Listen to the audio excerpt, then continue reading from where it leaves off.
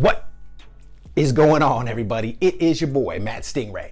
Thanks for checking in to the Rock the Watch channel. Guys, today we are going to do the review of the BOLDR Venture Wayfarer Navy. It's a cool little titanium field watch. But before we do that, quick wristwatch check. What am I rocking today? Today I am rocking my Seiko Baby Frost Tuna. Very cool. So let's flip this camera around and take a look at the BOLDR Venture Wayfarer Navy. And let's rock this watch.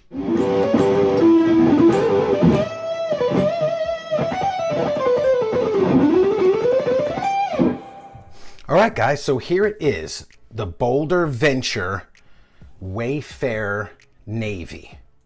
So let me just zoom in here, let's get a look at this dial. It's pretty cool, man. It's blue. Let's see if we can pick up that texturing on. Look at that texturing on there. And the NATO strap. Try to match the color with that. It's pretty cool. So let's get into the specs and features of this watch. This watch has a 38 millimeter case diameter. You already know it's going to be a problem for me. That's just me, because as humans, we're all made differently. 38 a little too small for me. But just keep that in mind. This is actually a very well-made watch, and it's got a lot of specs and features.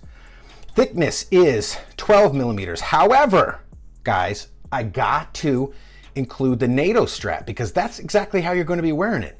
So actual thickness on this sucker is 16 millimeters with the supplied NATO strap. Now, I know you can get single pass-throughs. You can do other things like pull this off and flip it around and put both in there. You could do a couple different things, but with the supplied NATO, it is 16 millimeters thick. Lug to lug, it's 44 millimeters, which is a very nice compact size. And as you can see, drilled lugs. Okay. Lug width, 20 millimeters. Glad they went with that and not some random 19 millimeter, kind of jazz. It is powered by a Miyota automatic movement 8217. It has a titanium case. It has a dead flat sapphire crystal with AR coating. It has a signed screw down 3 o'clock crown. It has 200 meters of water resistance. Okay. It has a date window at the 3 o'clock position. Let me just zoom in on this dial again here. So as you can see, it has date window, 3 o'clock position, framed around, pretty cool. It has a 24-hour clock, 24-hour subdial at the 9 o'clock. It's very cool. Signed BOLDR. Let me just move these out the way. A little bit hard to do the 10 and 2 thing because it would get in the way of that subdial over there. So BOLDR logo at the 12, Venture automatic, 200 meters of water resistance at the 6 o'clock. As you can see, it is hacking and hand winding. Put that back in there. Let's get that sucker moving. Dig in the orange tip on the seconds hand there. That's pretty cool. You see it has it looks kind of like a mixture of vintage and modern. I mean, these kind of look like a little yellow sand color. I don't know if they were going for a vintage thing there or what the deal on that was. But it's cool. I mean, got your, screw this back down. It's cool looking. I dig the blue. Look at the textured dial.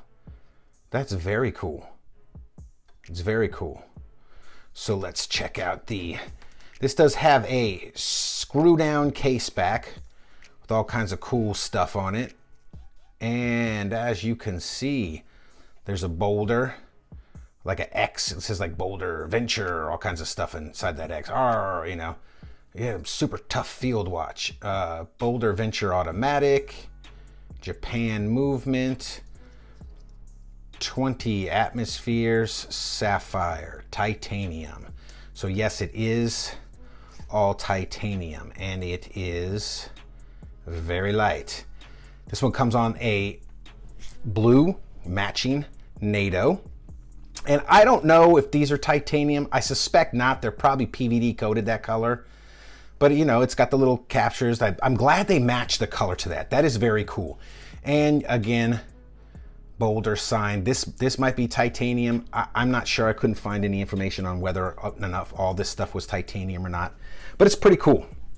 So what don't I like about this watch? Now, again, these are all personal preferences depending on your wrist size and all kinds of other stuff, man. So this one, again, 38 millimeter.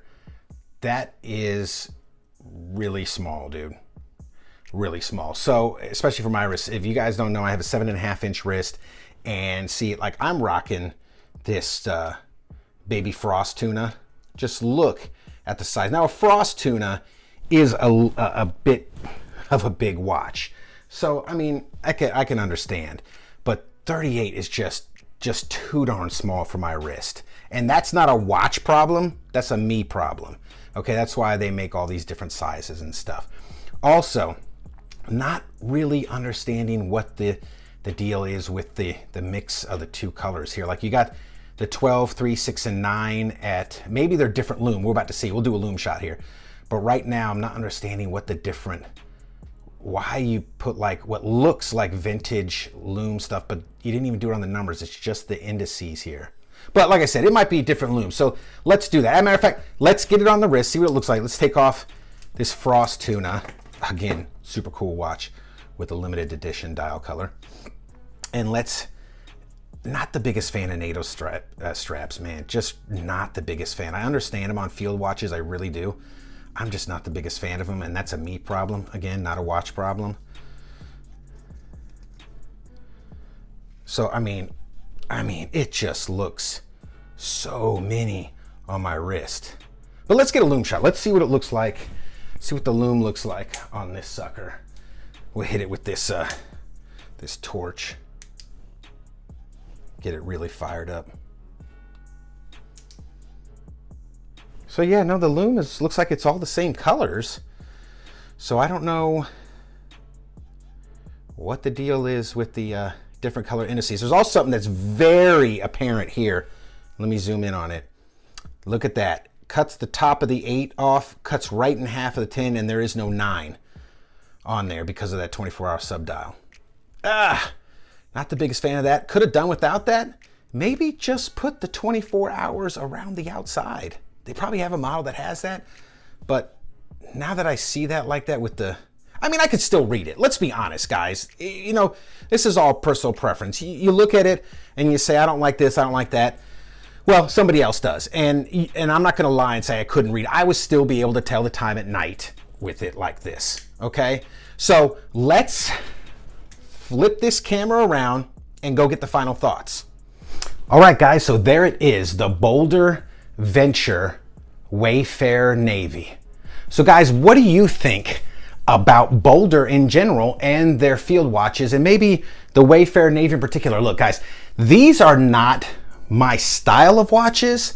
They're not the size I dig, but all that being said, these are very, from everything I could tell, they're very fine watches, especially for the price. I mean, solid titanium case, screw down crown in the case of this one, automatic movement, all that for under $300. And when I visit the website, there's more discounts out there.